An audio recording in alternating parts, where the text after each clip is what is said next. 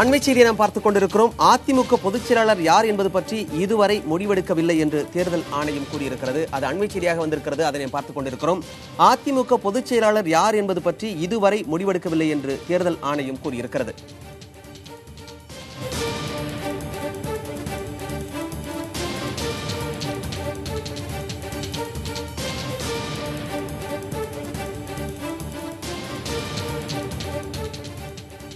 அதிமுக பொதுச் செயலாளர் யார் என்பது பற்றி இதுவரை முடிவெடுக்கவில்லை என்று தேர்தல் ஆணையம் கூறியிருக்கிறது. விரிவான தகவல்களை வழங்குவதற்காக நம்ம செய்தியாளர் சுபாஷ் இணைப்பில் இருக்கிறார். சுபாஷ், தேர்தல் ஆணையம் வெளியிட்டிருக்கும் அந்த அறிவிப்பில் என்னவெல்லாம் கூறப்பட்டிருக்கிறது, விளக்கமாக பதிவு செய்யுங்கள். தகவல் அறியும் உரிமை சட்டம் சார்பில் இந்த அறிக்கையானது கொடுக்கப்பட்டிருக்கிறது. தேர்தல் ஆணையம் சார்பாக அந்த அறிக்கையில் மொத்தம் 5 கேள்விகளானது கேட்கப்பட்டிருக்கிறது.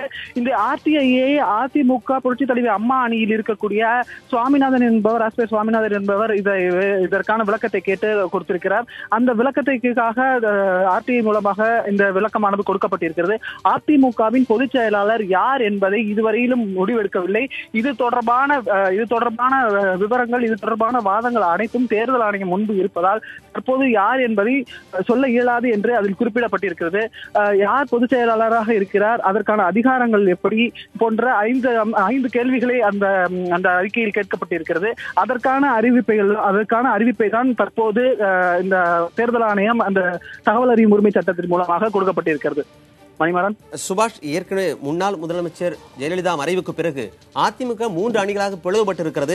இப்பொழுது பொதுச் செயலாளர் யார் என்பது குறித்து எப்பொழுது முடிவு தெரியும் என்பது குறித்து அதில் ஏதேனும் சொல்லப்பட்டிருக்கிறது?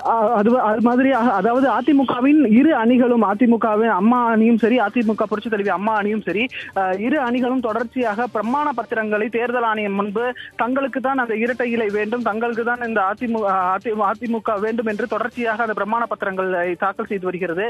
அந்த பிரமாண பத்திரத்தை பொறுத்தவரை அதிமுக அம்மா அணி சார்பாக பொதுச் செயலாளர் சசிகலா, துணை பொதுச் செயலாளர் டிடிவி தினகரன், தலைமை நிலை செயலாளராக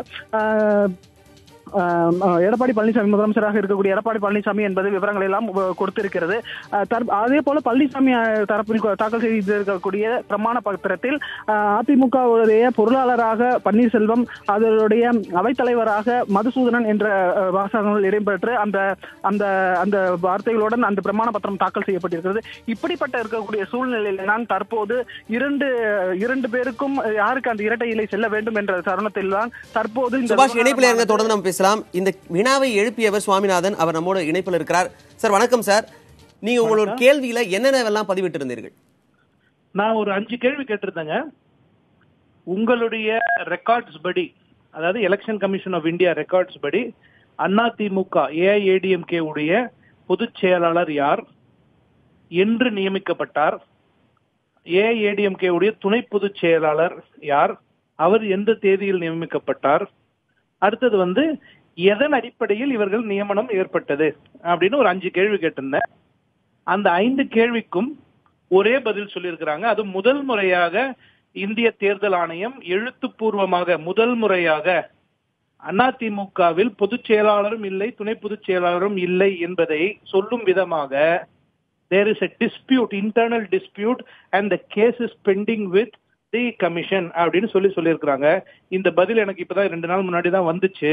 இந்த தருணத்தில் அதிமுகவில் இன்றைய தேதியில் பொதுச் செயலாளரும் கிடையாது, துணை பொதுச் செயலாளரும் கிடையாது என்பது தெள்ளந்தெளிவாக தெரிகிறது.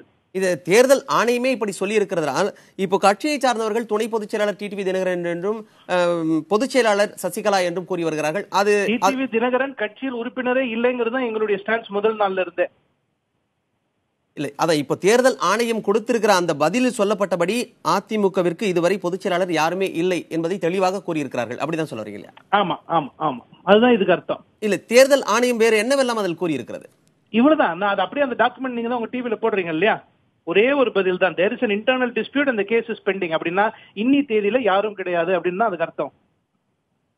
இப்போ இன்னைய தேதியில இல்லனாக்கா இன்னும் ஒரு குறிப்பிட்ட நாட்களுக்குள் அதற்கான விடை கிடைக்கும் என்பது போன்று எடுத்துக்கொள்ளலாமா?